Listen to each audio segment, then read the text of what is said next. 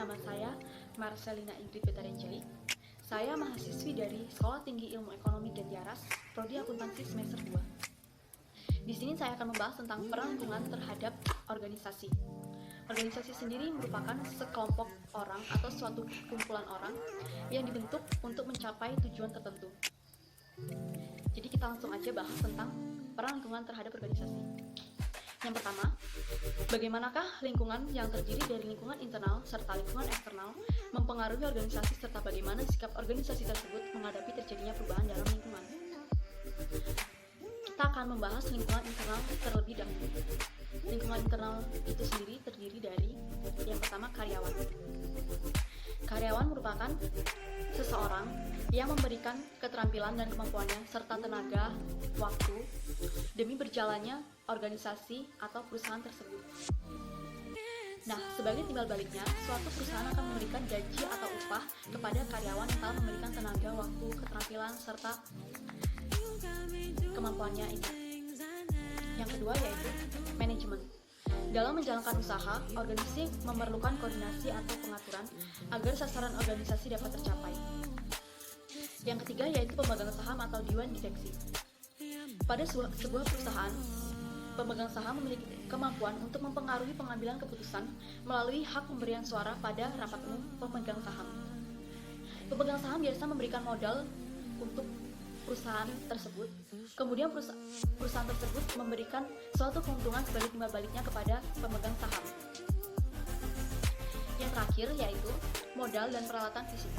Organisasi atau perusahaan membutuhkan modal untuk kelangsungan hidupnya, dan organisasi atau perusahaan juga membutuhkan suatu peralatan fisik untuk membantu karyawan bekerja. Peralatan fisik itu biasanya terdiri dari komputer yang digunakan para karyawan bekerja, peralatan berat, dan lain sebagainya. Selanjutnya, kita akan membahas tentang lingkungan eksternal. Lingkungan eksternal itu sendiri terdiri dari yang pertama, para pesaing. Para pesaing merupakan organisasi lain yang menghasilkan produk sejenis dengan produk kita. Jadi, para pesaing tersebut sangat mempengaruhi perkembangan suatu organisasi. Misalnya, untuk meningkatkan bagian pasarnya, di mana produk dan harga sama dengan pesaing, perusahaan harus menciptakan perbedaan-perbedaannya, seperti dalam pembungkusan, pelayanan, ataupun melalui promosi-promosi. Yang kedua yaitu pelanggan atau customer. Pelanggan membeli produk barang dan jasa. Perusahaan tidak dapat hidup tanpa dukungan dari pelanggan. Oleh karena itu, untuk mencapai keberhasilan usahanya, suatu perusahaan perlu mengamati perubahan kebutuhan dan keinginan pelanggan. Pelanggan adalah seseorang yang mengkonsumsi produk dari perusahaan, dan sebagai timbal baliknya, perusahaan akan mendapatkan uang dari para pelanggan atau customer. Yang terakhir yaitu pemasok. Terdapat hubungan saling ketergantungan antara pemasok dan perusahaan. Setiap organisasi sangat tergantung pada pemasok untuk memenuhi kebutuhan bahan baku, baik mentah, bahan baku pembantu, pelayanan, energi, dan peralatan yang digunakan untuk berproduksi. Apabila pemasok sampai berhenti memberikan barangnya, maka perusahaan pun tidak dapat menjalankan produksinya dan perusahaan tersebut tidak bisa mencapai tujuannya. Oleh karena itu, pemasok ini sangat penting. Dan karena pemasok telah memberikan bahan baku baik mentah maupun pelayanan, energi, dan peralatan, jadi pemasok mendapatkan uang atau keuntungan dari perusahaan tersebut. Selanjutnya, bagaimana sikap organisasi tersebut menghadapi terjadinya perubahan dalam lingkungan? Apabila dalam suatu organisasi mengalami perubahan dalam lingkungannya, maka para pemimpin harus memahami peran dan tanggung jawab organisasi dalam konteks yang lebih holistik. Setiap perubahan arah harus dicermati, mengingat tingkat keefektifan suatu organisasi tergantung pada sejauh mana kemampuan mereka dapat menyesuaikan diri terhadap perubahan tersebut. Pada dasarnya, semua perubahan yang dilakukan oleh organisasi diarahkan untuk meningkatkan efektivitas organisasi dengan tujuan mengupayakan perbaikan kemampuan organisasi dalam menyesuaikan diri menghadapi perubahan lingkungan, juga perubahan perilaku anggota organisasinya. Agar perubahan dapat diterima oleh semua pihak, seharusnya organisasi tersebut mengupayakan untuk sosialisasi, pemahaman, komitmen, implementasi, komunikasi, dan evaluasi.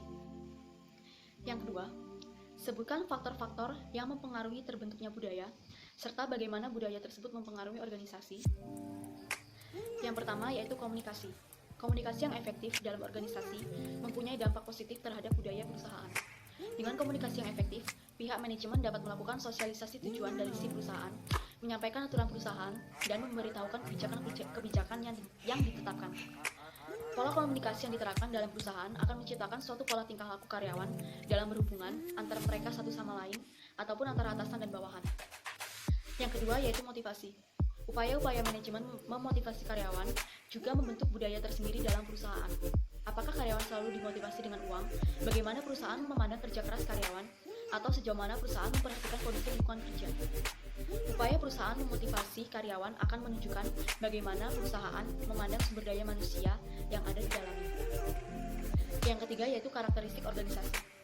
Ukuran dan kompleksitas organisasi akan menentukan tingkat spesialisasi dan hubungan personal yang selanjutnya mempengaruhi tingkat otoritas pengambilan keputusan, kebebasan, tanggung jawab, dan proses komunikasi yang terjadi. Selain itu, bidang kegiatan organisasi juga mempengaruhi budaya yang berlaku di organisasi. Yang keempat, yaitu struktur organisasi.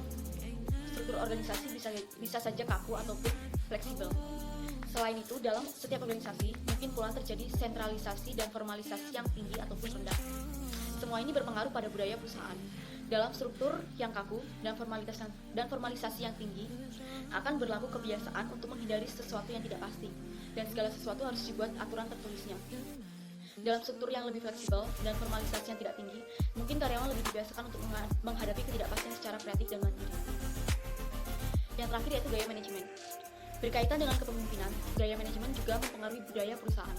Bagaimana proses perencanaan, pengorganisasian, kegiatan memimpin, serta pengendalian akan mencerminkan gaya manajemen yang berlaku di perusahaan tersebut.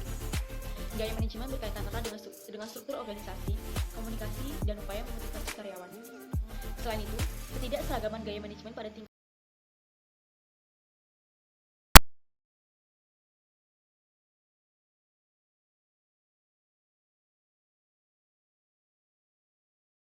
jadi itu tadi skill